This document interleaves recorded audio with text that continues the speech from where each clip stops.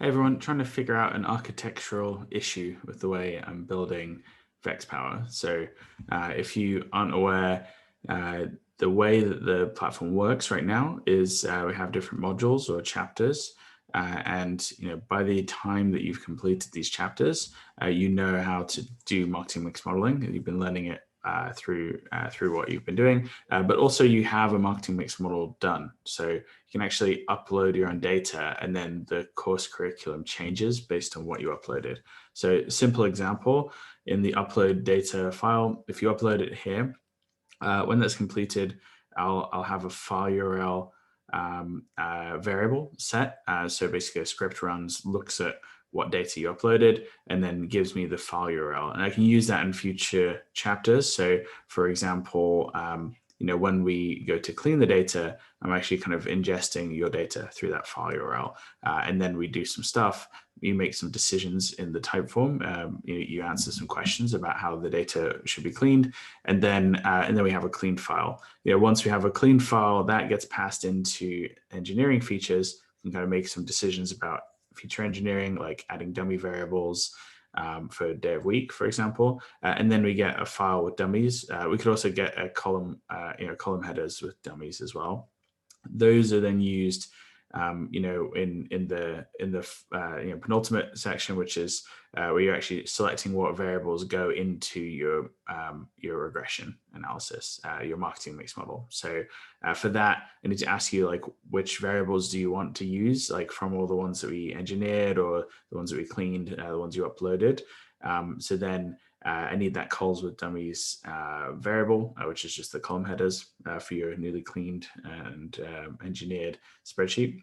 And then the file itself. So you would choose the variables. Maybe you choose like Facebook spend, Google spend, whatever. And then I would run the regression analysis. So if you get to this point, then I would have a variable which is regression results, which then gets displayed in this final type form. So that's the way it works. Basically, every type form, I can just upload a template, and the templates will have variables in them, like here, regression results. So like, we ran your regression, here are the results. When we create a new instance of the simulator, or when you click start, it basically goes in, duplicates all these type forms, and they're all in this format with the with the variables in them. Then as you complete them, it looks through those type forms, finds the variables, like this regression results one. Once regression results is available, it will then replace that in the form. So regression results becomes, a link to the results of the regression, like this is a CSV link. Now, that works pretty well, and it's been great for testing and playing around. But the problem is marketing mix modeling. I noticed there's a lot of chapters I've added at the beginning around data cleaning that are actually really optional. In some cases, you want to be able to skip ahead, but it's not very clear in terms of UX, like how, which things are optional, like what they're allowed to skip ahead on. And sometimes if they skip ahead, say to like regression results before they've selected variables, they'll get, a type form with these these things in them. It looks like an error, and they can't really fill in the full type form. But the bigger problem actually is if you want to go back. So quite often, marketing mix modeling is a very iterative process. You'll upload some data, clean it, engineer some features, and then you'll get your model. But then you're like, oh, this model's wrong. I want to drop this column, or actually, I need to change. There's an error with the way that we engineered this feature, so we need to change it. So you'd want to be able to go back. But right now, when you've completed a module, I disable that button and mark it as completed, because if you did try and change the variables you selected, for example, well, there's no more variables to update because say regression results has already been replaced with this link.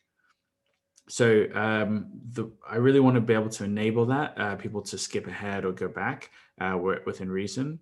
And I'm trying to think about the best way to do it. So one way I could do it is enforce a really strict order on the way we do this, right? So basically, don't allow people to go back, gray out future buttons, make it so the course content is always linear. So like there are no optional features, right? You just have to progress linearly through this.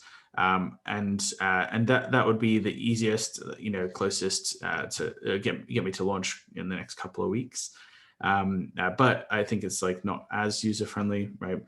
It'd be quite annoying, especially if there's 20 of these chapters, all in different data cleaning stuff. You have to go through everything to finally get a model, and then and then you might like make a mistake in one place and want to go back.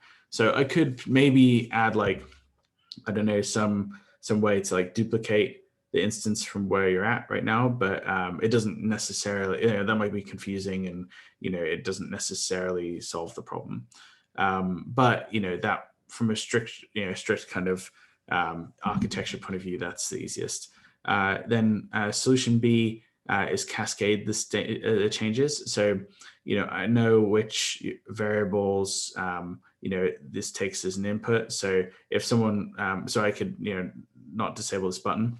If someone goes back to like complete this again, and then it generates a file URL. Because this form has already been replaced, I could just go back to the original template because it has file URL in it, and then duplicate that template again. So kind of like recreate that that form.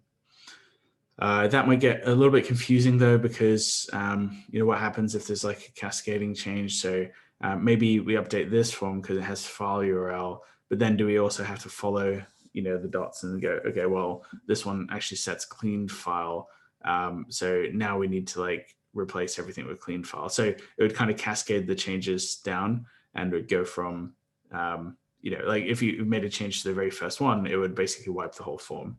And maybe that's what users would expect. And then solution C is manual reset. So maybe I could show you which variables, maybe I'd make these a bit more readable, but like show you which variables they need, and then show you where they're set, and then let the user decide. So if you want to go back and clear just one chapter, you can. And it's kind of on you if you've like chosen the wrong thing or whatever. And you can experiment with like, oh, let's clear this, see if it works now, try it again. It works, great. Those are the three kind of ideas I've come up with. I'm not particularly happy with any with any of them.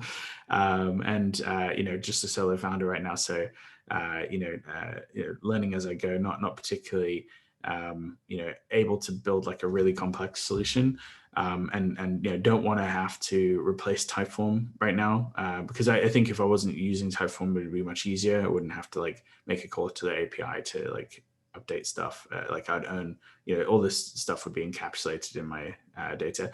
But like, really don't want to have to do that. Like Typeform would built a great product that, make it easy for user input. So ideally you like to keep using it. That maybe there's another option that I'm just not thinking about that would make this simpler. Or maybe you just have some ideas of like things to keep in mind about these relative decisions. So I just thought I'd make this video, see if anyone had any input, and I really appreciate if you do. Thanks.